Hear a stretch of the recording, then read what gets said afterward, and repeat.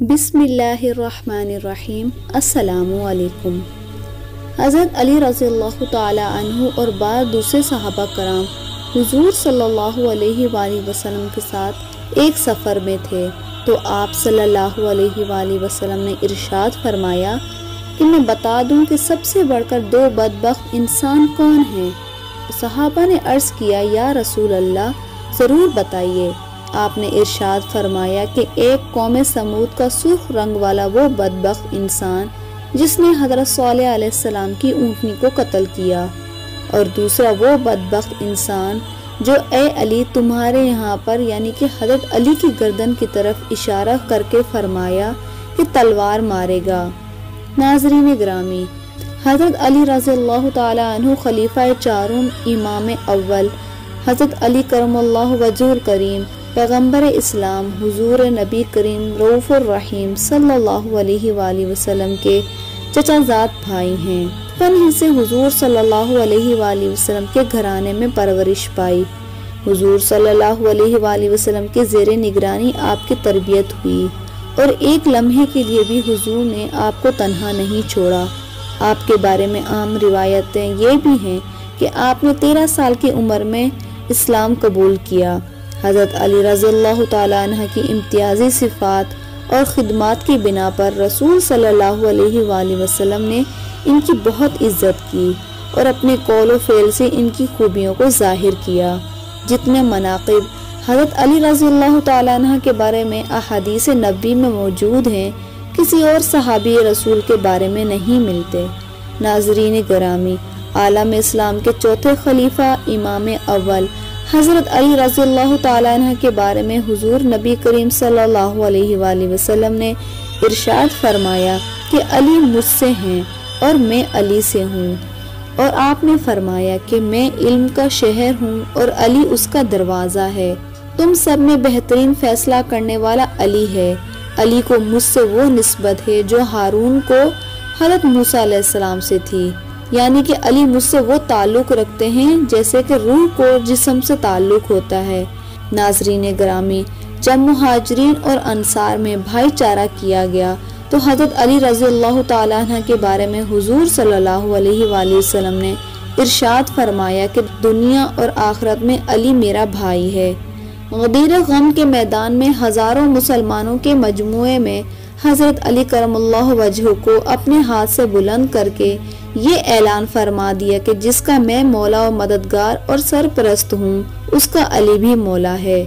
ناظرین گرامی، داماد رسول شیر خدا حضرت علی مرتضیٰ رضی اللہ تعالی عنہ پر 19 رمضان 40 ہجری کو شام سے آئے ہوئے ایک شقیق القلب بدبخت لعین شخص عبد الرحمن بن ملجم نے حالت سجدے میں مسجد کوفہ میں زہر آلود تلوار سے وار کر کے آپ کو زخمی کر دیا۔ زخمی ہونے پر آپ کے لبوں پر بس ایک ہی صدا آئی کہ رب کعبہ کی قسم آج علی کامیاب ہو گیا۔ 2 روز تک حضرت علی رضی اللہ تعالی عنہ بستر بیماری پر انتہائی کرب اور تکلیف کے ساتھ رہے۔ آخرکار زہر کا اثر جسم میں پھیل گیا اور 21 رمضان کو نماز صبح کے وقت آپ کی شہادت ہوئی۔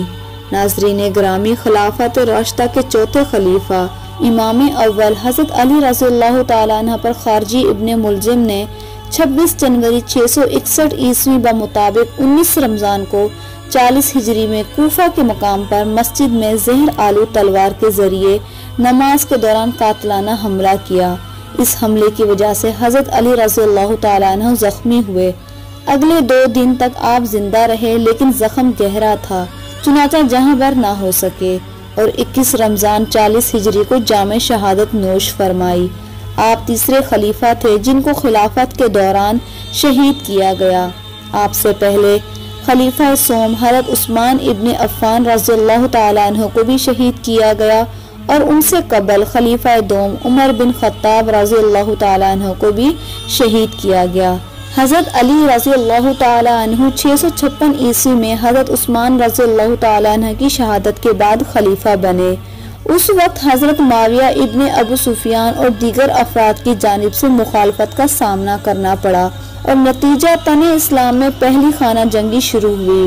عبد الرحمن ابن ملجم مرادی نے مکہ میں دوسرے خارجی मलिक इब्न अब्दुल्ला और अमर बिन बकर से मुलाकात की और उन लोगों ने दीन की बड़ी इस्लामी शख्सियात हजरत अली इब्न तालिब, हजरत मुआविया बिन अबू सुफियान और गवर्नर मिस्र हजरत उमर बिन आस को मुसलमानों के मौजूदा हालात का जिम्मेदार करार दिया और अपने वक्त की नापसंदीदा सूरत हाल को हल करने के लिए और इन 3 शख्सियात को कत्ल करने और अपने असहाबे नहरवान के कत्ल का बदला लेने का फैसला किया। दरअसल इब्न मुलजिम का अली इब्न तालिब रज़ी अल्लाह ताला अन्हु को शहीद करने का एक मकसद नहरवान की वो खातून थी जिससे वो मोहब्बत करता था। उस औरत का बाप और भाई नहरवान की जंग में हजरत अली के हाथों मारे गए थे। उस खातून ने इब्न मुलजिम से ये शर्त रखी कि अगर अली इब्न तालिब को कत्ल कर देगा तो वो उससे शादी करेगी। चुनाचा कोफा की मस्जिद में इब्न मुलजिम ने जनाब अली रज़ी अल्लाह ताला अन्हु पर हमला किया जिससे वो शहीद हो गए। कार्रवाई में खलीफा हजरत इमाम हसन इब्न अली अलैहिस्सलाम ने इब्न मुलजिम को सजाए मौत दे दी।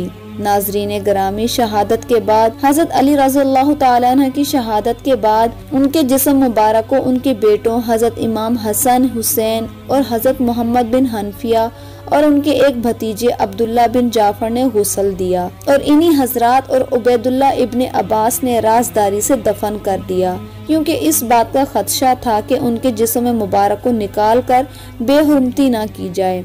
अहले तशी के मुताबिक हजरत अली रज़ी अल्लाह ताला अन्हु की तदफीन इमाम अली मस्जिद नजफ में हुई, जबकि अहले सुन्नत के मुताबिक कसरे अम्मारा कूफा में दफन किए गए।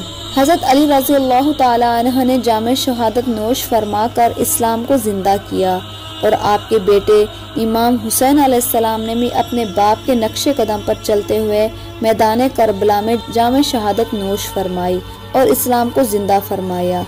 उम्मीद है कि आपको ये वीडियो पसंद आई होगी। पसंद आने की सूरत में वीडियो को लाइक, चैनल को सब्सक्राइब करें।